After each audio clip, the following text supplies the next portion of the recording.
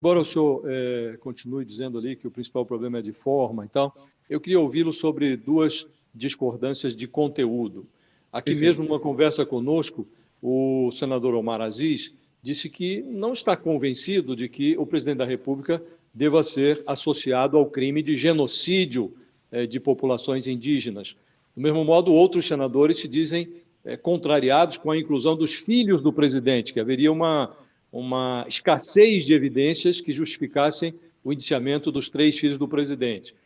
O senhor, em relação a esses 2 pontos, o que acha? O presidente deve ser acusado de genocídio? Os filhos dele devem constar do relatório como indiciados? Só antes da sua resposta, um aviso importante aqui. Quem está conosco no canal UOL vai para o YouTube, que a gente vai continuar a transmissão por lá, pelo YouTube, no UOL. Pode responder. Para ambos os assuntos, Fabíola e Josias, eu tenho acordo. Obviamente que esse não é um acordo do campo majoritário. E veja,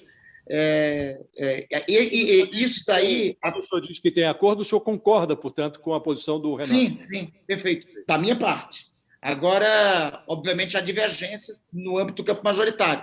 E há uma distinção que é feita no texto do senador Alessandro, sobretudo em relação à questão da caracterização do crime de genocídio. Eu acho até que o texto do senador Alessandro traz uma contribuição melhor, mais aprimorada em relação a esta caracterização.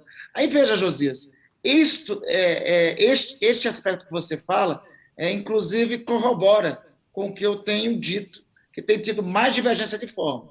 Porque, veja, um relatório de 1.200 páginas, se eu não me engano, termos somente 3 divergências ou 2 divergências de conteúdo, ao que se sabe até agora, convenhamos que é uma divergência pequena, que teria sido sanada se houvesse um debate coletivo, antes mesmo do relatório ter se tornado público. Então,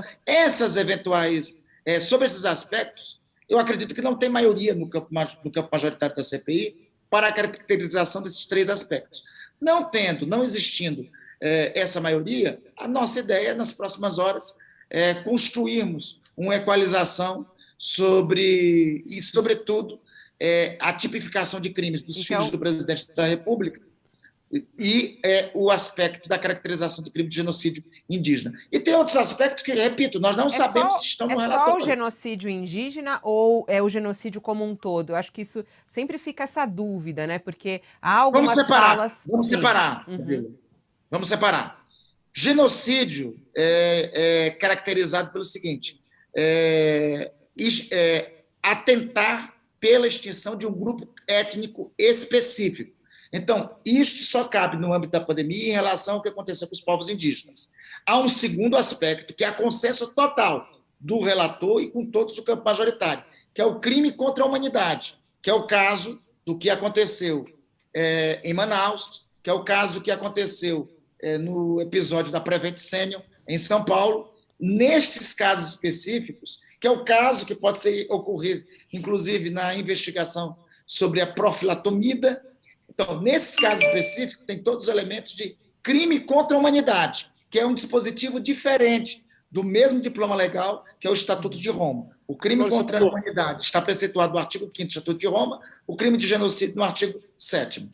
Pelo que o senhor diz, senador, é possível intuir, e o senhor me corrija se eu estiver equivocado, que os senhores trabalharão nas próximas 48 horas para excluir do relatório do senador Renan Calheiros tudo aquilo que leve à discordância no grupo majoritário, entre esses pontos, a imputação de genocídio ao presidente e o indiciamento de Flávio, Carlos e Eduardo Bolsonaro. Os senhores trabalharão para excluir esses tópicos que causam divergência? É isso?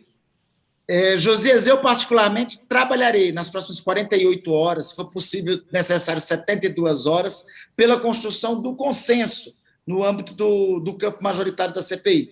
Não somente de eventuais exclusões, como você fala, que alguns senadores considerarem, na maioria do grupo, que devem ter no âmbito do relatório, como de inclusões. Eu quero aqui citar, eu não sei se o texto do relator do senador Renan Calheiros tem a caracterização de crime da parte do senhor ministro Braga Neto.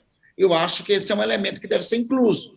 Eu vou trazer um outro elemento que, inclusive, o senador Alessandro suscita. eu não vejo que esteja a caracterização de crime da parte do ministro Paulo Guedes. Talvez seja um outro aspecto a ser incluso. Então, na verdade, nós temos que debater, nas próximas horas, os ajustes do relatório. O que não for consenso ser retirado e o que está faltando ser incluído. Uhum. Quem vai ser ouvido nesses próximos dias? Quem vai ser ouvido ainda nessa reta final da CPI? Fabíola, eu chamo a atenção para os 2 depoimentos importantes que ocorrerão, um no dia de hoje e outro no dia de amanhã. No dia de hoje é uma audiência pública, mas é uma audiência pública feita para quem se destina à comissão de inquérito, que são as vítimas da pandemia.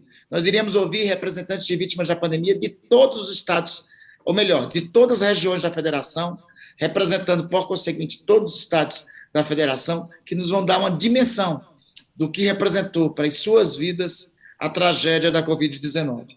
Amanhã tem um depoimento que a CPI não poderia concluir sem tê-lo. É o depoimento do representante do CONASENS, do Conselho Nacional de Secretários Municipais de Saúde, na Conitec. Vocês noticiaram aqui, a Conitec suspendeu uma de suas reuniões e uma das motivações dessa suspensão de reunião é que essa reunião deveria deliberar sobre os protocolos de enfrentamento da pandemia e, sobretudo, sobre a ineficácia de remédios como cloroquina, hidroxicloroquina, ivermectina e outros deste gênero. Esse tema foi retirado da pauta da Conitec. É importante ter esclarecimento para saber o porquê isso veio ocorrer.